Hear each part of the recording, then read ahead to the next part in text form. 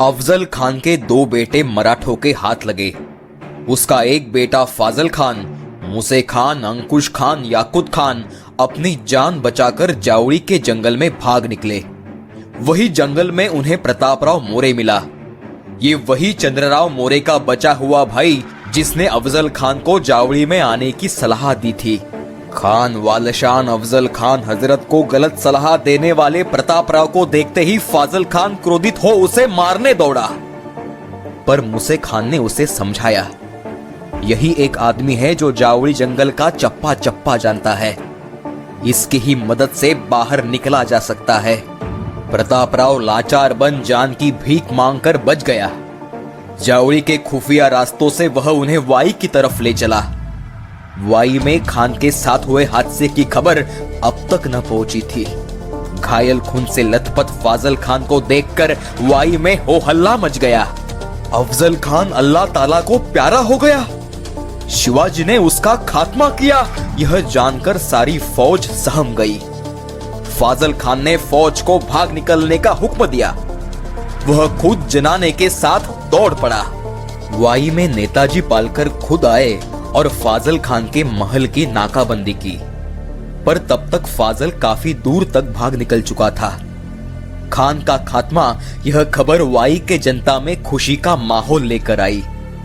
जैसे श्री कृष्ण ने बकासुर का वध किया, ठीक वैसे ही महाराज ने खान का वध किया, ऐसी उनकी भावना बनी। महाराज अगली योजना बनाने में व्यग्र थे। इस मौके का फायदा उठाने हेतु बहादुर दोरोजी को फौज के साथ राजापुर रवाना किया। कोकण में स्थित राजापुर बंदरगाह पर खान के माल से भरे जहाज लंगर डाले तैर रहे थे। महाराज को यह खबर मिलते ही उस दौलत को हथियाने हेतु दोरोजी को भेज दिया। उसी रात महाराज वाई आए। महाराज के आने से जनता में उत्साह की उमंग दौड़ पड़ी। नाइक जी पांढरे, सिद्दी हिलाल, नाइक जी खराटे, यह खान के सरदार महाराज की शरण में आए। सासवड़, सुपे, शिरवड़ प्रांत फिर से मराठा स्वराज्य में आए। अब महाराज ने नई योजनाओं को अंजाम दिया। वे अपने साथियों के साथ सातारा प्रांत में घुसकर कोल्हापुर पन्हागढ़ तक का इलाका स्वराज्य में शामिल करने निकल पड़े। नेताजी बीजापुर की ओर तो दोरोजी पहले से ही कोकण में राजापुर तथा आस पड़ोस के प्रांत पर कब्जा जमा रहे थे। महाराज, नेताजी और दोरोजी, यह त्रिशूल मानो आदिल शाही पर गहरा प्रहार कर रहा था। महाराज कृष्णा, वेणा, वसना, उर्मिला नदियों को पार कर कृष्णा कोयना संगम की ओर कूच कर रहे थे।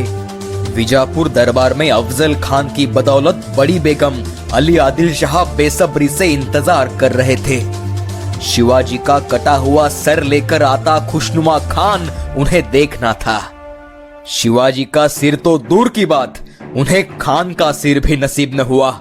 उल्टा पराभूत गलित गात्र होकर फटे हाल हुए फाजल खान, अंकुश खान, मूसे खान बीजापुर दरबार आ पहुंचे।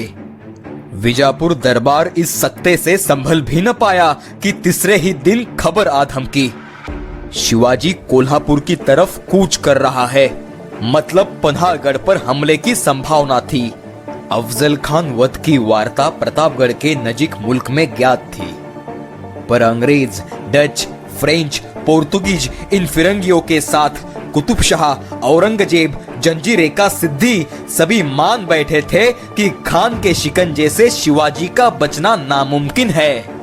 कोल्हापुर कूच करते समय महाराज ने तांबे, पाली, नेरले, कमेरी, विसापुर, सावे, उरण, कोड़े का पूरा मुल्क स्वराज्य में जोड़ा, और यह सब खान वध के पश्चात केवल 13 दिनों में। 25 नवंबर 1659 ईस्वी को महाराज कोल्हापुर में दाखिल हुए, पर उनकी सारी निगाहें टिकी थी पन्हागढ़ पर। यह खबर से बीजापुर दरबार कांप उठा। शिवाजी का सरनौबत नेताजी गदग, तिकोटे, हुकेरी, गोकाक थाने जीतकर लक्ष्मेश्वर लूटकर बीजापुर दाखिल होगा, ऐसी वार्ताओं ने तो दरबार का खस्ता हाल हो रहा था। महाराज ने पन्हाड़ा चारों ओर से घेर लिया। यह खबर सुनकर पन्हाड़गढ़ का किलेदार एकदम चमक खा गया। शिवाजी यहाँ कैसे? फिर खान साहब का क्या हुआ? खान साहब के हाथों से शिवाजी बच कैसे निकला? लेकिन मसलते करने के लिए समय कहाँ था। नेताजी पालकर लक्ष्मेश्वर लूटकर कोल्हापुर दाखिल हुआ, यह खबर भी विजापुर दरबार में पहुंची। पन्हाड़ा किले से मराठों पर तोपों की मार शुरू हुई, लेकिन अब देर हो चुकी थी। मराठे तट पर चढ़ चुके थे, सारे किले पर कत्लेआम मच चुका था। किले का द्वार खोलकर मराठा फौज किले में आफत बन पर बरस रही थी। गनीमों के हजारों लोग मारे गए, बचे कुचे जान बचाने शरण आए। गढ़ काबिज हुआ, भगवा परचम शान से लहराने लगा। खान वध के केवल 18 दिनों में वाई से पन्हाड़ तक का पूरा प्रांत स्वराज्य में दाखिल हुआ। वसंतगढ़, वर्धनगढ़, करहड़का कोट, मच्छिंद्रगढ़, कल्याणगढ़ जैसे कठिन किले जीते गए। विजापुर पहुंचे फाजल खान को दुख में साथ निभाने एक और साथी मिला, रुस्तमे जमान। महाराज ने जीते रायबाग, कोल्हापुर, राजपुर और कारवार यहां उसकी जागीरत थी। पन्हाड़ा हाथ से जाते ही उसकी नींद हराम हुई। दोनों ने बादशाह से शिवाजी पर हमला करने की आज्ञा मांगी। अली आदिल शाह की आज्ञा मिलते ही 10,000 की फौज लेकर प्रतिशोध की आग में जलते फाजल खान और रुस्तम जमान, मलिक इतबार, सादात खान, फतेह खान, मुल्ला है, सर्जेराव खाड़गे इन्हें लेकर आवेश में निकल पड़े। पर मन में कहीं शिवाजी का डर बार बार न चाहते हुए दस्तक दे रहा था। 22,000 की फौज और हाथी जैसे महाकाय देह वाले अफजल खान को मिटाने वाले शिवाजी महाराज के बारे में हजारों मनगढ़ंत कहानियां जोर पकड़ने लगी।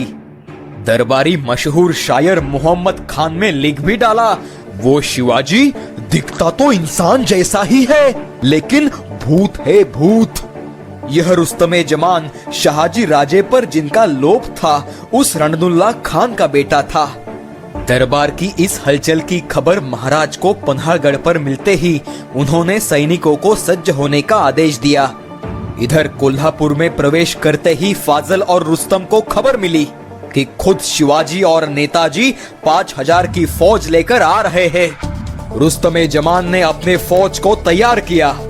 अपने अपने अपमान का प्रतिशोध लेकर बहादुरी दिखाने का यही एक मौका है, ऐसे अपने सैनिकों को बताकर उकसाने लगा। यहाँ मराठा सेना तत्पर थी। महाराज ने मराठा सरदारों को उनकी जिम्मेदारी समझाई। तुळजा भवानी का चिंतन कर हर हर महादेव की गर्जना से मराठे शत्रु पर टूट पड़े। महाराज के भवानी तलवार का रुख रुस्तमे जमान की तरफ था, तो नेताजी पालकर कुछ दिन पहले अपनी हाथ से छूटी शिकार फाजल खान को घेरने दौड़ पड़े। भीमाजी वाघ, हिरोजी इंगड़े, सिद्दी हिलाल सभी अपनी जिम्मेदारी निभाने उमड़ पड़े। फाजल खान को नेताजी ने घेरते ही उसका हौसला टूट पड़ा, वह भागने लगा। उसे भागते देख विजापुरी सरदारों का हौसला बढ़ा और फिर फतेह खान, मलिक इकबार, बाजी घोरपड़े, घाटगे सभी एक एक कर भागने लगे। रुस्तमे जमान हैरत में आ गया, आखिर में खुद भी भाग निकला। रुस्तमे जमान को पकड़ने कुछ मराठा सरदार जा ही रहे थे कि महाराज ने हंसते उन्हें रोका। रुस्तमे जमान से ही बादशाह को तुम्हारी वीरता समझने दो, छोड़ो जाने दो। विजापुर दरबार की बड़ी लूट फिर से महाराज के हाथ लगी। बादशाह अपने सरदारों के साथ हाथी, घोड़े, शस्त्र लड़ने के लिए नहीं, मानो महाराज के लिए उपहार भेज रहा था। इसी दरमियान दोरोजी ने दाभोल पर हमला बोला। यह समझते ही आदिल शाही सूबेदार महमूद शरीफ ने उसके 3 जहाज राजापुर की तरफ घुमाए। राजापुर बड़ी व्यापार पेठ, उसके दूसरे किनारे ईस्ट इंडिया कंपनी के गोदाम थे।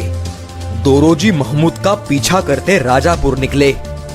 अपने जहाजों को बचाने हेतु महमूद ने अंग्रेजों को मदद की गुहार लगाई। ये जहाज व्यापारी अंग्रेजों के होंगे ऐसे मानकर मराठा फौज पीछा छोड़ देगी, ऐसा उसे लगा था। अंग्रेजों का मुख्य अधिकारी हेनरी रेविंगटन बड़ा ही चालाक था। उसने मौके का फायदा उठाते हुए एक जहाज यहाँ छोड़ 2 जहाज सूरत भेजने की सलाह महमूद को दी। इतने में दोरोजी राजापुर पहुंचे। मराठों के डर से वह दोनों जहाज छोड़ जान बचाने भाग निकला। अफजल खान के जहाज बंदर पर न देखते ही दोरोजी ने अंग्रेजों पर संदेह जताया। सीधे हेनरी रेविंगटन को खान के जहाज हवाले करने की आज्ञा दी। उसके मासूमियत का नाटक समझ अंग्रेजों का पूरा माल और फिलिप गिफर्ड नामक अधिकारी को हिरासत में लिया। उसे राजापुर से खारेपाटन रवाना किया।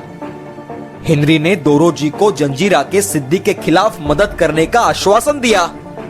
वह लेकर दोरोजी महाराज से मिलने चल पड़े। दोरोजी ने महाराज के कहने पर माल और फिलिप गिफर्ड को छोड़ने का हेनरी से वादा किया। बड़ी राजनीति दांवपेच लगाकर दोरोजी लौट रहे थे। यहाँ फाजल खान और रुस्तमे जमान जबरदस्त मार खाकर मुंह लटकाकर विजापुर लौटे। असफलताओं का सिलसिला देख बड़ी बेगम साहिबा के मन को मक्का चले जाने की इच्छा होने लगी, लेकिन मक्का जाने से शिवाजी नाम के संकट से राहत थोड़ी मिलती। महाराज ने नेताजी को आदिलशाही मुल्क में हाहाकार मचाने पीछे छोड़ा और वे खुद पन्हाड़गढ़ पर पहुंचे। नेताजी ने कौठे, बोरगांव, मलगांव, कुंडल, अंबप, घोरगांव, सित्तिकीर, आड़, सांगली, माइल, परगांव बड़ी आसानी से स्वराज्य में जोड़ा। सिर्फ मिरज के किले ने उन्हें रोक दिया। उनके पास इतना समय न था, इसीलिए महाराज पन्हाड़गढ़ से खुद मिरज जाकर नेताजी को आगे रवाना किया। इसी दौरान दोरोजी मिरज में महाराज से आ मिले। उन्होंने अंग्रेजों से पाया आश्वासन कथन किया। महाराज खुश हुए। जंजीरे पर भगवा लहराते देखना यह तो महाराज के मन की बात थी। अंग्रेजों की मदद से यह आसान हो सकता था। उधर राजापुर से हेनरी रेविंगटन का माल और फिलिप गिफर्ड को रिहा करने का बिनती पत्र महाराज को मिला।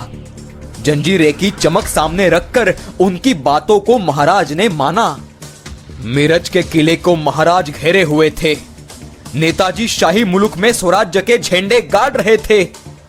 हर तरफ से होता हमला। नाकामी से बचने के लिए बादशाह किसी ऐसे जाबाज सरदार की तलाश में था जो शिवाजी नाम के इस तूफान को रोक सके। आदिल शाही की बची कुची इज्जत बचाने अब एक ऐसा सरदार उसे मिलने ही वाला था।